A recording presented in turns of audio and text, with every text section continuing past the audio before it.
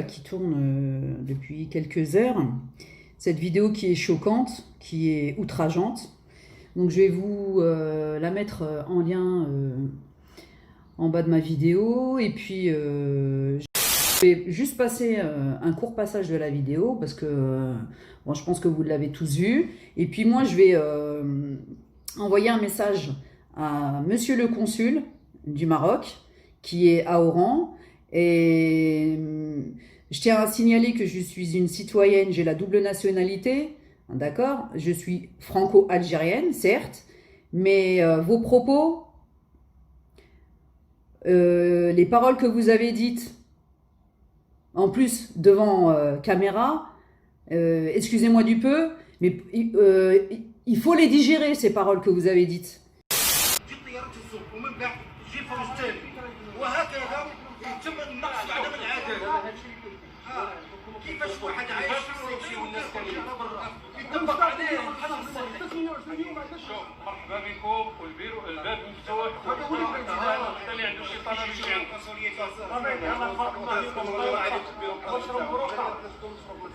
لا اجي الصباح اجي الصباح اجي يلا تبارك الله عليك الصباح الباب مفتوح راح يصرفوا علينا لان راكم عارفين شنو كاين طلعنا اولاد عدوهم. Voilà, donc on va arrêter là. Donc en fait, ces paroles que vous dites, monsieur le consul, je sais même pas comment vous appelez, bah, vous méritez même pas ce respect en fait, vous voyez. Donc je dis monsieur, mais je vais vous appeler le consul, le pseudo-consul. Vous dites bien del bled adoua. Donc ce qui veut dire vous êtes sur le sol d'un pays ennemi, que vous croyez ennemi. C'est ce que vous dites, c'est ce que vous dites à vos compatriotes. Donc moi j'ai écrit quelques petits mots, quelques lignes, parce que c'était pour me retenir un peu de vous insulter et de trop manquer de respect en cette période de Ramadan.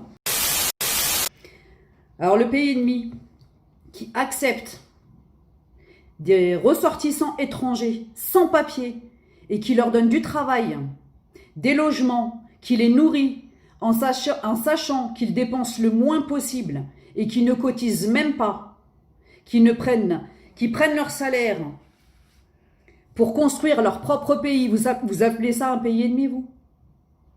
L'Algérie, elle tolère tout ça, venant de vos ressortissants.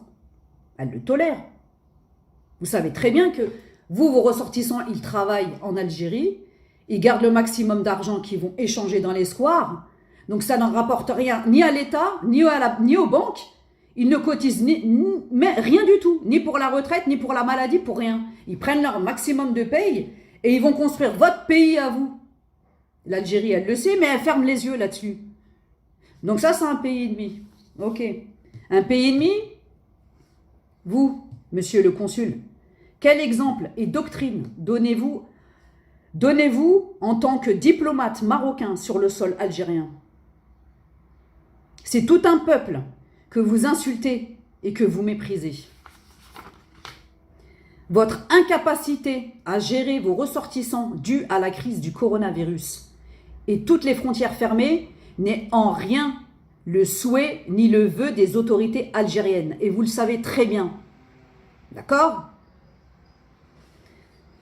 Étant donné votre méfiance et mépris sans nom auprès du peuple et des autorités algériennes, qu'attendez-vous pour démissionner? Le consul. Pourquoi rester et profiter de votre statut de consul qui dépasse de loin le mode de vie de beaucoup de Marocains? Vous leur manquez également de respect.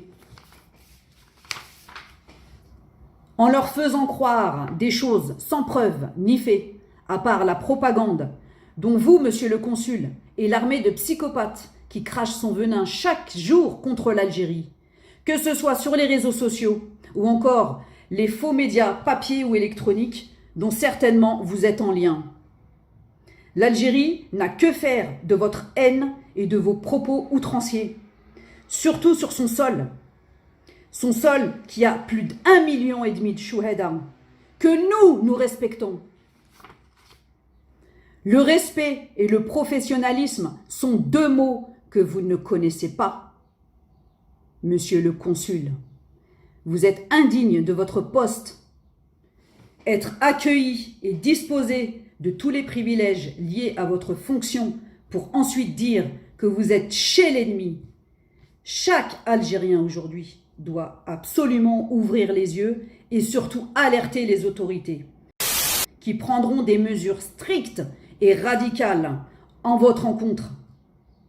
L'Algérie est attaquée de l'extérieur, mais aussi de l'intérieur. Je vous l'ai dit, ça fait des mois que je vous le dis. Et en plus, maintenant, sans gêne, sans le cacher. Voilà, c'était pour vous, monsieur le consul. Ceux qui adhéreront à mon idée, adhérez. Ceux qui n'adhèrent pas, je m'en fous complètement. Merci beaucoup. Salam à tous. Ici on est là pour répondre à une youtubeuse algérienne qui répond au comportement déplacé d'un consul marocain. Elle a d'abord commencé à donner un morceau de son discours qui ne l'a visiblement pas plu et elle n'a pas accepté le terme pays ennemi. Alors que pourtant le Maroc et l'Algérie étaient ennemis depuis l'indépendance algérienne.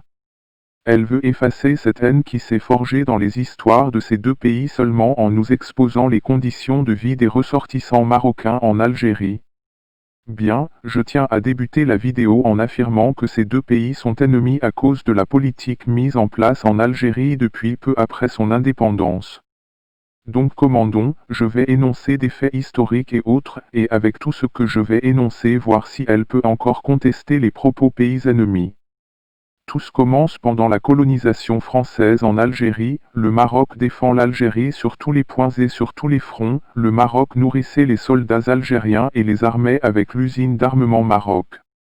Le Maroc mobilisait des nombres de soldats importants pour protéger l'Algérie, malgré plusieurs mises en garde de la France sur l'implication marocaine dans le conflit, le Maroc persiste à aider l'Algérie.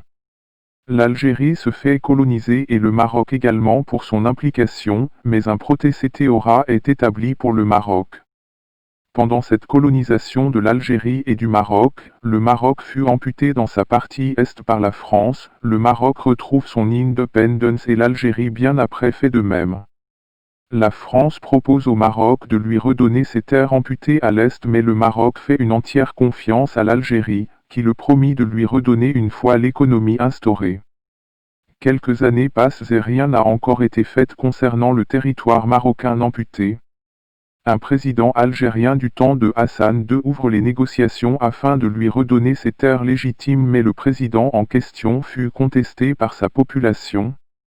Et la promesse n'a pas abouti et l'Algérie s'accapare le territoire marocain, un acte de trahison flagrant.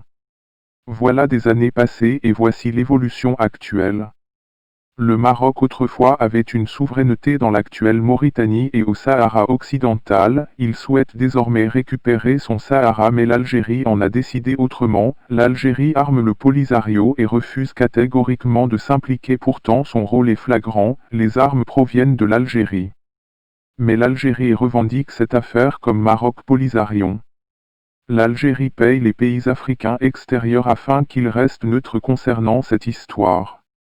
Sans parler du complot terroriste algérien sur une ville marocaine, qui force la fermeture des frontières. Voilà, ceux-ci sont des faits qui justifient cette relation froide entre le Maroc et l'Algérie donc oui, l'Algérie est un ennemi du Maroc. Message aux Marocains et Algériens et au reste musulmans, Allah est grand. Mais il ne faut pas oublier que dans toute l'Afrique du Nord, Maroc compris, parce que très souvent les gens nous comparent au Maroc, mais Canouelo. Les banques marocaines, on sait, c'est le blanchiment de l'argent du hashish, ça, tout le monde le sait. Et ça, c'est des chefs d'État africains qui me le disent. Si c'est ça une banque, menchar. Donc, personne. Royal Air Maroc, elle transporte autre chose que des passagers. Et ça, tout le monde le sait. Là, on n'est pas le Maroc, on est l'Algérie. On a un potentiel, on a de l'avenir. Nous sommes un pays stable, nous sommes un pays sûr. Je vous dis, c'est pas nous, c'est les autres qui le disent. Doing business aujourd'hui en Afrique du Nord, il n'y a que l'Algérie.